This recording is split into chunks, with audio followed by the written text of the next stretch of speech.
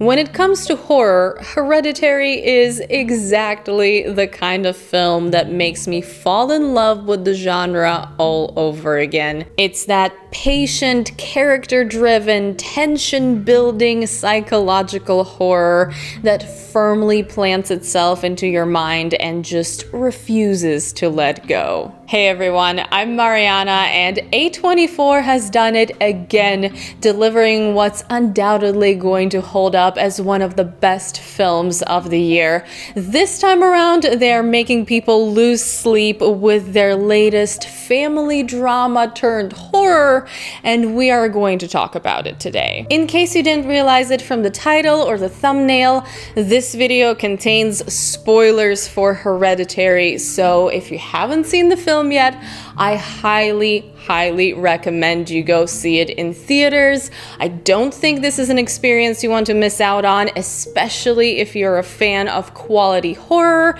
and then come back so you can watch this video and we can talk about the movie in the comments below. So what is Hereditary really about? Whether you're looking at it from the perspective of mental illness, or as an exploration of grief, or just a story of a family that doesn't realize they're being manipulated by an evil cult, the beauty of this film is that it works on multiple levels. It allows room for personal interpretation while combining a strong emotional core with horror imagery that is impossible to forget. The woman saws her own head off with a wire, okay? This is a story of one family's descent from a tragedy into a full-on nightmare. It's dark and bleak because instead of sticking together and coming out stronger, this family falls apart, whether influenced by outside forces or hindered by lack of communication and trust in each other. All of the above in this case, in my opinion. The Grahams don't recover from the challenges put in front of them, which is exactly what the writer and director Ari Aster wanted to show in his feature film debut. As he himself puts it in his interviews, some people are just taken down. Not everyone is going to come out of a crisis stronger on the other end. This idea actually reminded me of another horror favorite, also from A24, The Witch, where a religious family ironically lacks faith in each other and ultimately self-destructs with a little help from a certain goat.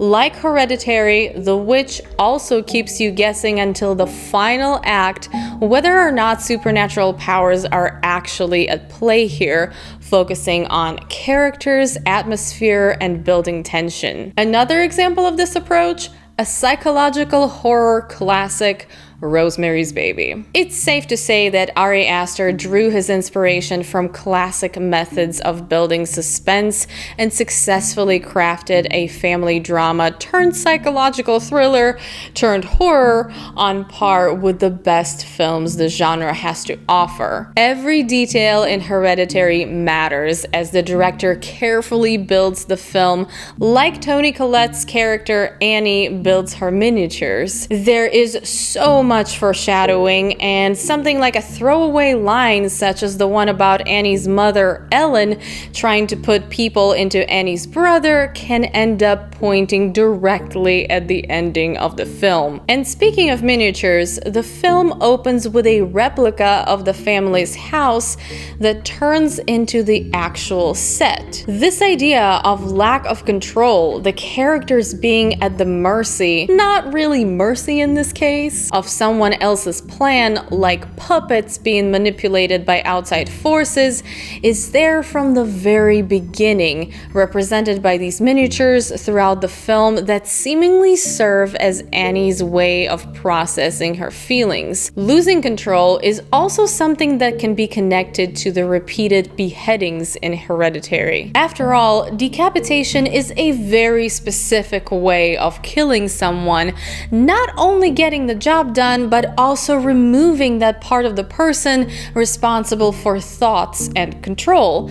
And of course, I don't think I need to remind you how little control these characters have over their own emotions and feelings. When faced with grief and tragedy, every single one of them tries to deal with those things on their own, whether it results in emotional outbursts or detachment and numbness.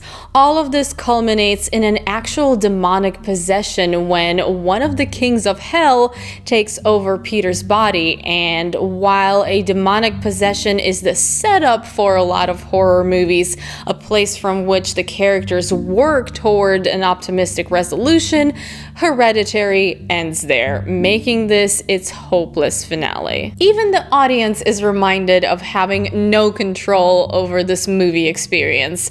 Think about how many times the director subverts the expectations of what you think he's going to show you and when. The best example of this is Charlie's not so accidental accident. We don't see the aftermath of the impact after it happens, only Peter's reaction.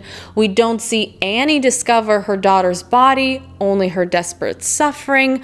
But when we do finally see Charlie's head, it's when we think that visual is not going to be a part of the film, and the amount of time the camera lingers on it is extra uncomfortable. The same way we don't see Annie finish sawing off her head, we hear the sound of her body dropping, but don't worry, we get our headless bodies during the ritual in the last scene. I don't know about you, but things like this really get under my skin, and they are now permanently burned into my mind. And the ants, because I freaking hate insects. This shot alone is enough to keep me awake at night. Needless to say, Hereditary succeeds as a horror film with its tone, atmosphere, raw performances, careful, deliberate, tension-building storytelling, and the whole thing. How would you like to hear that sound in the middle of the night?